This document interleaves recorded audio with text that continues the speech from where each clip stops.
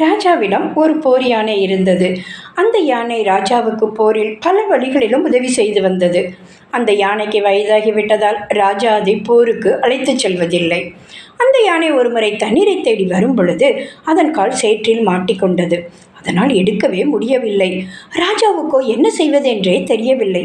அப்பொழுது அந்த வழியாக கௌதம புத்தர் வருகிறார். அவர் போர் யானையை பற்றி அனைத்தையும் தெரிந்து கொண்டு போர் முரசை ஒழிக்கச் செய்யுங்கள் என்று கூறினார். ராஜாவுக்கோ ஆச்சரியம். இந்த யானை சேற்றிலிருந்து காலை எடுப்பதற்கும் போர் முரசுக்கும் என்ன சம்பந்தம்?